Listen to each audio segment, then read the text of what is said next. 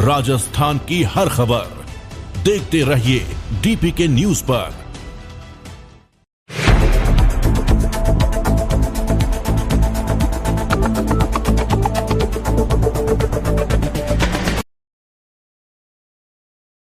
नमस्कार, DPK news में आप सभी का बहुत बहुत स्वागत है। मैं आपके साथ हर्ष चौधरी। बुलेटिन की शुरुआत करने से पहले एक नजर बुलेटिन की अहम सुर्खियों पर। करौली बना नैनीताल, 5 डिग्री से कम हुआ तापमान।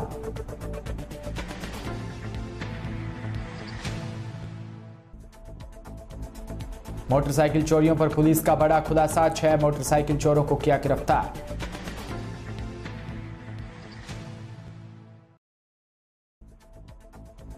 किरोड़ी लाल मीणा का दावा, 33 गाड़ियों से 3000 लोगों तक पहुंचा सेकंड ग्रेड का पेपर।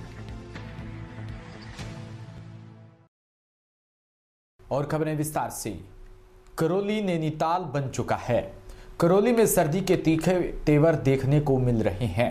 क्षेत्र में पिछले 4 दिनों से पड़ रही कड़ाके की सर्दी के चलते आम जनजीवन पूरी तरह अस्त व्यस्त है। मंगलवार को क्षेत्र में दिसंबर माह का सबसे घना कोहरा नजर आया। घने कोहरे के चलते दृश्यता का स्तर 20 मीटर तक रह गया।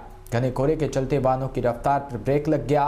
वाहन चालक हेडलाइट जलाकर धीमी गति से वाहन चलाते नजर आए तो राहगीरों और वाहन चालकों को भी काफी परेशानी का सामना करना पड़ा।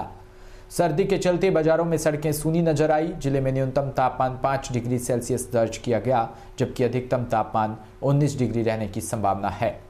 मौसम विभाग ने आसमान साफ रहने और आगामी 2-3 दिन तक शीतलहर जारी रहने की संभावना जताई है।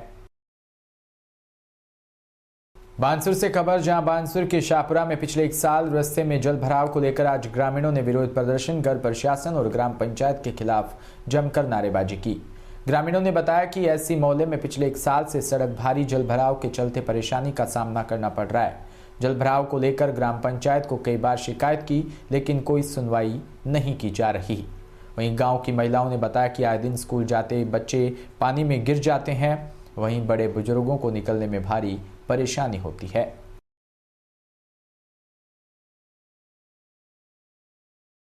जी आपकी पानी पे सब 1.5 साल से हो रहा है। ना सरपंच आवे ना कोई अधिकारी, कुछ भी ना आ रहा। पानी 1.5 साल से भरे पड़े हैं। आपने ग्राम पंचायत को अवगत कराया इस बारे में? क्या समस्या है आपकी? हमारे बित्थर पानी जा रहा साहब, 1 साल हो गया पूरा बित्थर पानी जाता। ग्राम पंचायत क्या कर रही है इस बारे में? कुछ भी ना कर रही ना, पूरा लड़ाई कर लेंगे आके पंचायत वाला। तो सरपंच वगैरह? सरपंच भी लड़ाई करे से पानी के कासा। जब प्रशासनिक अधिकारी वगैरह क्या कोई कहना भी है? ना कुछ भी ना खैरा ना, सब आके देख जाए जरूर, कुछ भी ना कह के जा रहा ना। मकराना से खबर, जहां मकराना में प्रसिद्ध जैन तीर्थ स्थल श्री समेत शिखर को पर्यटन स्थल के रूप में विकसित किए जाने के निर्णय के विरुद्ध मकराना बोरावड़ सकल जैन समाज द्वारा विरोध स्वरूप रविवार को राष्ट्रपति, प्रधानमंत्री व झारखंड के मुख्यमंत्री के नाम उपखंड अधिकारी मकराना को ज्ञापन सौंपा है। वहीं अधिकारी मकराना के सहायक प्रशासनिक अधिकारी राम अवतार बंजारा को ज्ञापन सौंपकर विरोध दर्ज करवाया। वसुंधरा नगर विकास समिति के अध्यक्ष सुनील जैन ने बताया कि हाल ही में झारखंड सरकार ने प्रसिद्ध जैन तीर्थ स्थल श्री समेत शिखर जी को पर्यटक स्थल के रूप में विकसित करने का निर्णय लिया, लेकिन यह तीर्थ स्थल जैनियों की आस्था से जुड़ा हुआ है। यहाँ 20 तीर्थकरों सहित कई ऋषि मुनियों ने तपस्या की है। तीर्थ स्थल को पर्यटक स्थल घोषित करने से तीर्थ स्थल की मर्यादा घटेगी व देश दुनिया में बसे करोड़ों जैन समाज बंधुओं की आस्था को ठेस पहुंचेगी। भवानी मंडी में पुलिस ने विगत 1 माह से हो रही मोटरसाइकिल चोरियों पर बड़ा खुलासा किया। जिला पुलिस अधीक्षक ऋचा तोमर ने बताया कि जिले में लगातार मोटरसाइकिल चोरी की वारदातों को अंजाम दिया जा रहा था, जिस पर 12 पुलिस अधिकारी व जवान की टीम ने 50 से अधिक सीसीटीवी कैमरे फुटेज खंगालकर वाहन चोर गैंग का पर्दाफाश किया। भवानी मंडी पुलिस ने एक विशेष अभियान चलाया। पुलिस अधीक्षक ऋचा तोमर के आदेश पर, जिसमें पुलिस अधीक्षक चिरंजीव लाल मीणा के निर्देशन में वृत्त अधिकारी किशोर सिंह चौहान के सुपरविजन में थानाधिकारी रामनारायण ने पुलिस टीम की कार्रवाई करते हुए 6 आरोपी को गिरफ्तार किया और उनके कब्जे से 13 मोटरसाइकिल भी बरामद की। श्री डूंगरगढ़ में नेहरू युवा केंद्र बीकानेर और संघर्ष समिति युवा मंडल रीडी के तत्वाधान में ब्लॉक स्तरीय खेल प्रतियोगिता का आयोजन श्री वीर बिगाजी वॉलीबॉल खेल मैदान रीडी में किया गया, जिसमें वीर बिगाजी क्लब रीडी विजेता रही व हरिराम बाबा क्लब उप विजेता रहा। नेहरू युवा केंद्र के राजूराम जाखड़ ने बताया कि ब्लॉक स्तर पर विजेता टीम जिला स्तरीय प्रतियोगिता में भाग लेगी। खेलकूद प्रतियोगिता में वॉलीबॉल सहित लंबी कूद व ऊंची कूद का आयोजन भी हुआ, जिसमें विजेताओं को पुरस्कृत किया गया। अलवर से खबर, जहां अलवर में राजस्थान की सर्स डेयरी चेयरमैन ने एक बार फिर 2000 लीटर मिलावटी दूध को पकड़ा, जिसको डेयरी चेयरमैन ने नष्ट करवाया। डेयरी चेयरमैन विश्राम गुजर ने बताया कि पिछले कई दिनों से शिकायत मिल रही थी, लेकिन कार्रवाई पर रोक लगी हुई थी। कार्रवाई को अंजाम देने के लिए मैं अपनी गाड़ी से पहले 2 किलोमीटर मोटरसाइकिल चलाई, फिर 2 किलोमीटर पैदल सरसों के खेतों में चलकर हंडू का बास, खेड़ली, चंद्रावत में मिलावटखोरों के खिलाफ बड़ी कार्रवाई की। मौके पर 2000 लीटर मिलावटी दूध, रिफाइंड व अन्य कंपनियों के दूध पाउडर के साथ दूध नष्ट करवाया। वहीं दूध के सैंपल लिए गए। उन्होंने बताया कि इस मामले में सर्स डेयरी के सचिव भी दोषी पाए गए हैं, जिनके खिलाफ मामला दर्ज कर कार्रवाई की जाएगी। सूचना देने वाले को 5100 रुपये का इनाम भी दिया जाएगा। वहीं अलवर नगर परिषद आयुक्त की तानाशाही के विरुद्ध अलवर नगर परिषद के पार्षदों के द्वारा अनिश्चितकालीन धरना चालू है। वार्ड में ठेकेदारों द्वारा घटिया निर्माण सामग्री के इस्तेमाल किए जा रहा है व वार्डों में सफाई व्यवस्था खराब है। बिना किसी कारण के निविदाएं निरस्त कर दी गई। जिस विषय में जिला कलेक्टर से बात की गई तो उन्होंने कहा कि 23 तारीख को आपकी नई निविदा लगा दी जाएगी। सभी पार्षदों को झूठा आश्वासन दिया। जब तक नगर परिषद आयुक्त जब तक ये सारी व्यवस्थाओं को नहीं सुधारेंगे तब तक अनिश्चितकालीन धरना चालू रहेगा।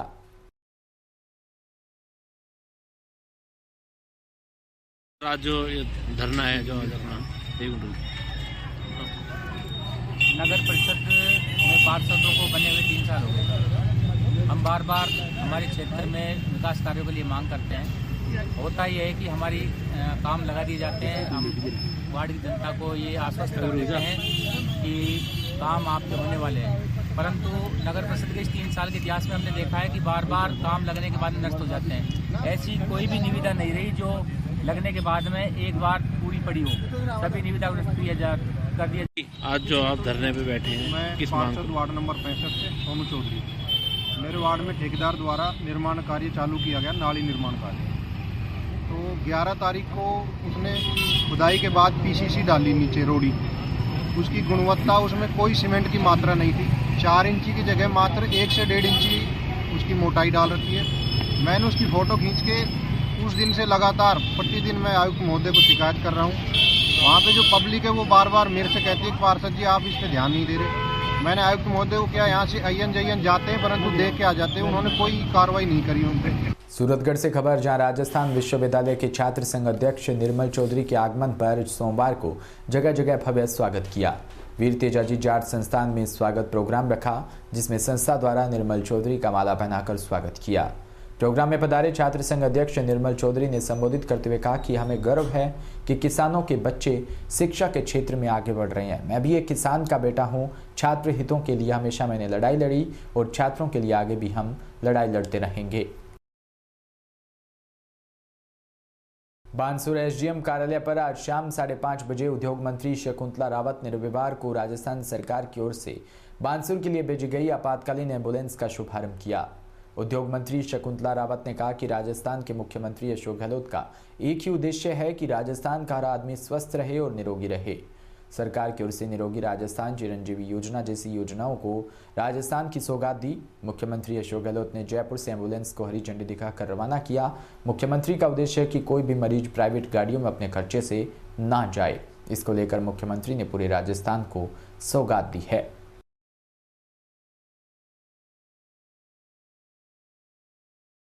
खराब पड़ी थी, एक सौगात जो कल दी है बानसूर में भी मिली है। क्या कुछ अब एम्बुलेंस 2 हो चुकी है, एक बेस, एक 108 चिरंजीवी। क्या कुछ सुविधाएं और बानसूर CSC जिला अस्पताल को मिलने वाली है। आगे अगर बजट की भी बात करें तो क्या कुछ भवन को लेकर थोड़ा विस्तार भी होना चाहिए, क्योंकि देखा जाए तो वहाँ पार्किंग की थोड़ी समस्या रहती है। सर मैं सबसे पहले एम्बुलेंस बिल्कुल आपने सही सवाल किया कि एम्बुलेंस जो सम्मानीय राजस्थान के मुख्यमंत्री अशोक गहलोत जी की जो योजना है, निरोगी राजस्थान, चिरंजीवी योजना, फ्री दवा योजना, फ्री जांचें, ये सारी चीज़ें चिरंजीवी का जो बुजुर्ग आशीर्वाद देते हैं कि चिरंजीवी भव, तो राजस्थान के मुख्यमंत्री महोदय का भी यही उद्देश्य है कि मेरे राजस्थान का हर युवा, हर बुजुर्ग, हर इंसान, हर आप देखेंगे तो चाहे पशुओं की दवाई भी हो, हर प्राणी चिरंजीवी रहे, सुखी रहे, स्वस्थ रहे। उसके लिए आप कल ही मुख्यमंत्री महोदय ने जयपुर से हरी झंडी दिखा करके ये सारी एम्बुलेंस को रवाना किया। जहां पर कोई एम्बुलेंस जो पहले की कंडम हो गई थी या थी नहीं थी, फिर भी पूरे राजस्थान को एक सौगात दी है कि कोई भी पेशेंट को प्राइवेट गाड़ी का पैसा खर्च करके अपने खर्चे से नहीं जाना पड़े। रेफर जब करते हैं कहीं भी किसी रेफर टू दूसरे हॉस्पिटल के लिए, तो उन्हें सरकारी सारी सुविधाएं मिलनी चाहिए, सरकारी उसमें कर्मचारी भी रहेगा। तो ये एम्बुलेंस इसलिए मुख्यमंत्री महोदय की एक नई सौगात है। बाकी पहले भारत सरकार की तरफ से पूरे देश में 108 दी गई थी। जननी सुरक्षा योजना शुरू से ही इस तरीके की भावना है। और अपने बांसुर जो उपजिला अस्पताल बना है, हरसोरा आदर्श सीएससी बनी है, रामपुर सीएससी है, इसरागाबाद पीएससी है, कराना नई सीएससी क्रमोन्नत हुई है, चतरपुरा नई खुली है, अजबपुरा है। तो ये सारी चीजें कि जो ग्रामीण क्षेत्र में आदमी रहता है उसे सारी सुविधाएं अवेलेबल हो सके, ऐसी भावना रहती है। अभी अपन ने दूसरी जगह ले ली बड़ा अस्पताल बनाने के लिए कि कोई भी चाहे एक्सीडेंट हो, कैसा भी सीरियस केस, अभी हमें जयपुर ले जाना पड़ता है। तो हम ये सोच रहे हैं कि मेरी खुद की भी सोच है कि जयपुर नहीं ले जाना पड़े, यहीं पर जल्दी से जल्दी एक बड़ा हॉस्पिटल चालू हो जाए। माता के मंदिर के पास में हमने उसका शिलान्यास अभी करा है कि भाई किसी तरीके की कोई वो नहीं रहे, एक जन व्यक्ति को, हर जन को सुविधा मिलनी चाहिए। मेरा खुद का भी उद्देश्य यही है। करोड़ों का बजट अपन ने सीएससी और पीएससीओ पर दिया है। मैंने खुद ने भी पहले बड़ी एम्बुलेंस बेस की दी है, जिसमें वेंटिलेटर भी है, ऑक्सीजन सुविधा भी है, सारी छोटी एम्बुलेंस भी दी है जैसे रामपुर सीएससी पे। तो कोई किसी तरीके की कमी नहीं छोड़ेंगे। बांसुर के विकास को लेकर के जो काम अपने कुछ पेंडिंग पड़े हैं उनके लिए भी आज मैंने सभी अधिकारियों को बुला रखा है। डे टू डे हर महीने में 15-20 दिन में, 1.5 महीने में मीटिंग करते रहते हैं कि कौन कौन से काम कहाँ पर पहुंचे, चाहे अपने रोड के काम हो, चाहे स्कूल क्रमोन्नत के हों, स्कूलों के निर्माण संबंधी हो, सारे कामों को गति देने के लिए आज अभी मीटिंग लेकर के जो काम पेंडिंग है उन्हें भी त्वरित गति से किया जाएगा। बस्ती से खबर, जहां तुंगा थाना इलाके के दनाऊ कला के गाजीपुरा गांव में फार्म पॉन्ड में डूबने से एक युवक की मौत हो गई। मृतक बाबूलाल बेरवा अचलपुरा गांव का रहने वाला था। मृतक अपने दोस्त के साथ यहां घूमने आया था और पैर फिसलने से हादसा हुआ। सूचना पर पहुंची पुलिस व एसडीआरएफ की टीम ने शव को बाहर निकालकर मोर्चरी में रखवाया। जानकारी के मुताबिक बाबूलाल अपने दोस्त के साथ घूमने आया था। इस दौरान बने खेत के फार्म पॉन्ड पर पैर फिसलने से बाबूलाल 25 फीट गहरे पानी में डूब गया। जानकारी मिलने पर लोगों की भीड़ लग गई। खबर उत्तर प्रदेश के चंदेरी से, जहां चंदेरी में कोरोना के डर के बीच देश भर में क्रिसमस की छुट्टियों के साथ नए साल के स्वागत का धमाल शुरू हो गया। धार्मिक ऐतिहासिक स्थल जैसे कि जागेश्वरी मंदिर, लक्ष्मण मंदिर और ऐतिहासिक इमारतों को कौशक महल, किला कोटी, बादल, रामनगर महल, सिंहपुर महल पर देशी विदेशी सैलानियों का जमावड़ा लगने लगता है। मंदिरों, धर्म स्थलों में भीड़ उमड़ने लगी है। नए साल के दिन चंदेरी में घूमने के लिए दूर दूर से लोगों का आना शुरू हुआ, जैसे कि गुना, अशोकनगर, बीना, झांसी, भोपाल, विदिशा में खूबसूरती से भरपूर चंदेरी में बड़ी संख्या में पर्यटक आते हैं। वैसे तो चंदेरी में घूमने के लिए बहुत कुछ है, क्योंकि चंदेरी का एक ऐतिहासिक नगरी भी है और पर्यटन नगरी भी। यहाँ पर 2-3 सालों में कई फिल्मों की शूटिंग हो चुकी है, जैसे कि कलंक, सुई धागा, स्त्री। इसलिए बाहर से सैलानी उस जगहों को देखने के लिए भी आते हैं। मध्य प्रदेश के श्योपुर से खबर, जहां एक बार फिर बदनाम हुई खाकी। ट्रैक्टर चालक को बेरहमी से पीटते हुए ट्रैफिक टीआई ने घसीटा, कपड़े भी फाड़े और फिर धक्का मारकर ट्रैक्टर पर ही सर पटक दिया। ये पूरी घटना वहां पर लगे सीसीटीवी कैमरे में कैद हो गई। मामला रेलवे क्रॉसिंग के पास बनी कॉलोनी का है, जहां पत्थर की एक ट्रॉली लेकर ट्रैक्टर चालक वहां से निकल रहा था। अचानक ट्रैफिक टीआई बाइक पर बैठकर वहां पर पहुंचे और उससे बातचीत करते हुए, गाली गलौज करते हुए मारने लगे। ट्रैक्टर पर बैठे चालक से मारपीट करने से मन नहीं भरा तो उसे नीचे उतारकर खूब मारा पीटा और फिर कपड़े भी फाड़ दिए। इतने में ट्रैक्टर चालक ट्रैक्टर को स्टार्ट करके जाने लगा, तब टीआई का मन नहीं भरा, फिर उसको जाते जाते भी जमकर पीटा। इसमें ट्रैफिक टीआई कनक सिंह चौहान की बर्बरता नजर आई। खाकी को फिर बदनाम करने के लिए ट्रैफिक टीआई ने यह कदम उठाया और ट्रैक्टर चालक की पिटाई की। अब इस पूरे मामले में श्योपुर जिले के अतिरिक्त पुलिस अधीक्षक सत्येंद्र सिंह ने जांच के आदेश दिए हैं और जल्द ही कार्रवाई करने की बात कही है।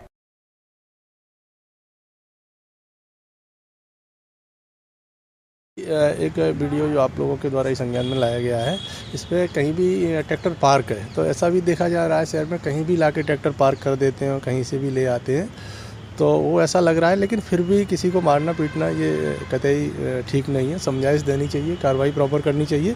तो इस संदर्भ में हम बात करेंगे और उनका पक्ष जानेंगे और उसके बाद विधि सम्मत इसमें कार्रवाई की जाएगी। यदि कोई विधिवत शिकायत आई होगी तो निश्चित रूप से उसका विधिवत निराकरण होगा और इस मामले में भी बिल्कुल जो आवेदक कौन है उसको सुनेंगे और इनसे भी बात करेंगे और निश्चित रूप से इसमें विधि सम्मत कार्रवाई होगी। राजस्थान में हुए द्वितीय श्रेणी शिक्षक भर्ती पेपर लीक मामले में राज्यसभा सांसद किरोड़ी लाल मीणा ने जयपुर में प्रेस कॉन्फ्रेंस कर कई खुलासे किए। एक तरफ जहां आरपीएससी पर सवाल उठाते हुए दावा किया कि पेपर लीक मॉडरेटर के जरिए होता है और मॉडरेटर आरपीएससी की गोपनीय शाखा के अधीन आता है, तो वहीं किरोड़ी लाल मीणा ने यह भी दावा किया कि यहां से पेपर लीक होने के बाद किन किन जगहों पर गया। मीणा के मुताबिक पेपर वितरित होने के लिए 4 गाड़ियों से जयपुर में गए। इसके अलावा जोधपुर में 2 बस और 3 गाड़ियों में गए। ये तीनों गाड़ियां इनोवा थी। इसके अलावा बीकानेर में 3 गाड़ी, अजमेर में 2 गाड़ी, अलवर में 4 गाड़ी, भरतपुर में 5 गाड़ी, दौसा में 2, कोटा में 2, उदयपुर में 1 बस और 5 गाड़ी से पेपर गया। जिस बस से उदयपुर पेपर ले जाया गया वहां बस 3 दिन तक परीक्षाओं से जुड़े छात्रों को लाने ले जाने के काम में लगी रही। मीणा ने जांच एजेंसियों से इस बस की जांच भी अपील की है। आरोप लगाया कि 3000 बच्चों को इन गाड़ियों से पेपर पढ़ाया गया है।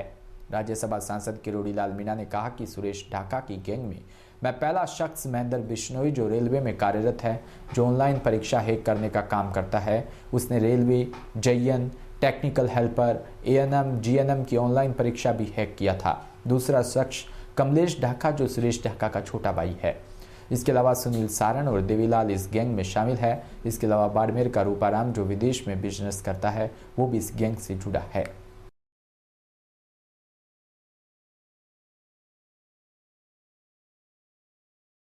की बता है कि गांधीवादी तरीके से, लोकतांत्रिक तरीके से बड़ा जनसेना इकट्ठा करके सरकार को बनवाया जाए और मैं इसकी तैयारी करूंगा पार्टी से अनुमति लेकर। और कोई कानून मेरा सवाल ये है और कोई कानून मैकेनिज्म ऐसा होना चाहिए आपके हिसाब से ताकि पेपर लीक ना हो। जी, मैकेनिज्म क्या डेवलप करे सरकार? मैकेनिज्म तो सरकार कानून ले आई लेकिन उसको धरातल पर पालन करने की कमी है और सबक ऐसा सिखाना चाहिए जैसे वो जो रामकृपाल था उसकी प्रॉपर्टी ध्वस्त कर दी तो फिर किसी की हिम्मत नहीं पड़ती। मतलब कानून का डर खौफ इतना रहना चाहिए। देखो कानून तो बना दिया पेपर लीक का, लेकिन कानून की पालना आप धरातल पे नहीं करें बल्कि आप उनको बचाने में लग जाए। आप बताओ DP जारौली को क्यों बचाया सरकार ने? उसके खिलाफ कार्रवाई होनी चाहिए। आपने सुरेश ढाका को क्यों छोड़ दिया? वो तो परसों यहीं बैठा था, चाय पी रहा था। इसलिए जो सरकार जब बचाने में लग जाती है असली अपराधियों को तो उनका बनाया कानून भी निर्मूल है, कोई काम का नहीं है।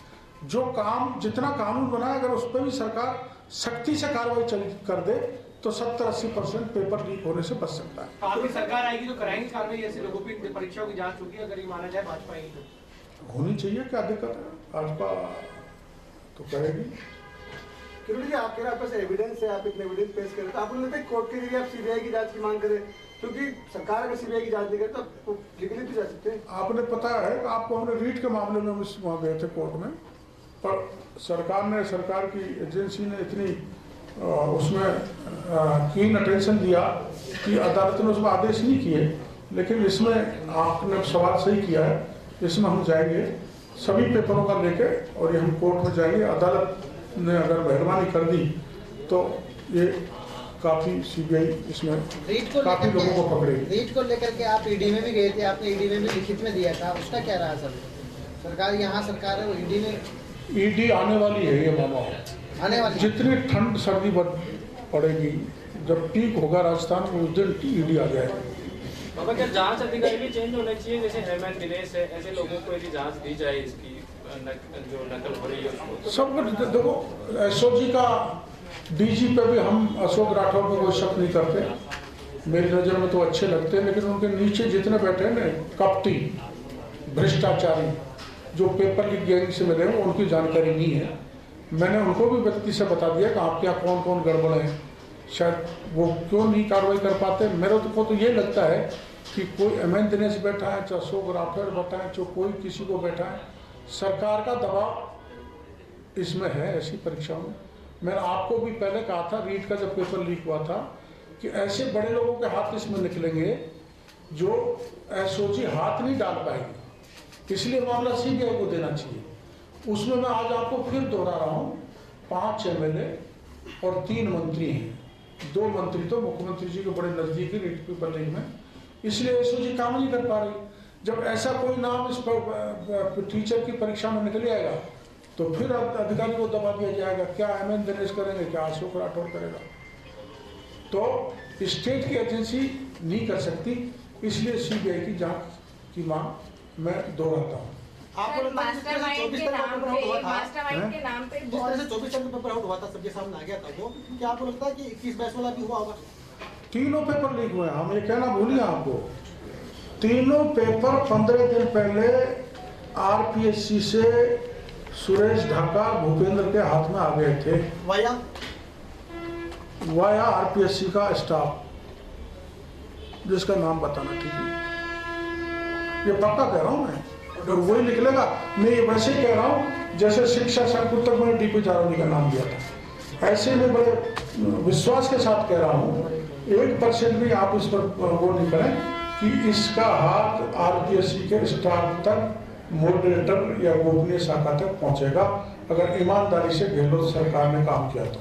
डॉक्टर साहब, आपने ये भी कहा कि जो केवल उदयपुर में नहीं हुआ पेपर लीक, बाकी जगहों पर भी कारों से और इनोवा वगैरह से पहुंचाए गए और 3 दिन पहुंचे ये पेपर। 3 दिन।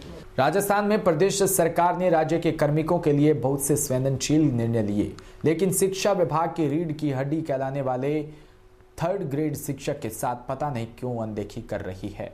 शिक्षक विभाग के हर कार्मिक का सरकार ने लगातार तबादले किए। अपने साथ हो रहे अपमानजनक व्यवहार से आहत होकर आज 27 दिसंबर को पूरे शिक्षक राजधानी जयपुर के शहीद स्मारक पर इकट्ठे हुए और संयुक्त शिक्षक मोर्चा के बैनर तले आक्रोश रैली निकाली है। शिक्षक समुदायों के साथ सौतले व्यवहार को देखते हुए राजस्थान जाट महासभा के प्रदेश अध्यक्ष राजाराम मील, आरएलपी विधायक नारायण बेनीवाल, भीम आर्मी चीफ चंद्रशेखर आजाद ने ऐलान किया कि वो भी इस आंदोलन में शामिल है और सहमत भी है। वहीं राजस्थान सरपंच संघ, all India medical association, Rajasthan anganwadi संघ सहित अनेक संगठन भी इस आंदोलन में शामिल होने की घोषणा की है। प्रदेश अध्यक्ष हरपाल दादरवाल ने इस रैली के लिए संपूर्ण प्रदेश में आमंत्रण यात्रा भी निकाली थी। करीब 4500 किलोमीटर की यात्रा कर व्यक्तिगत तौर पर 27 जिलों के शिक्षकों से मिलकर आक्रोश रैली में शामिल होने का आमंत्रण पत्र भी दिया था। इस बार ग्रेड तृतीय का शिक्षक आर पार के मूड में जयपुर है और अगर राज्य सरकार नहीं सुनती है तो राहुल गांधी से मिलने के लिए आक्रोश रैली दिल्ली कूच भी करेगी।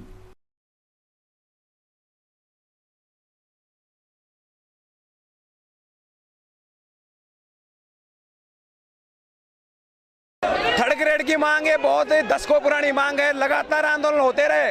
मैंने पिछले साल भी आंदोलन किए थे, मुझे सस्पेंड करके इन्होंने केस लगा दिए थे, लेकिन हम लड़ाई जारी रखे।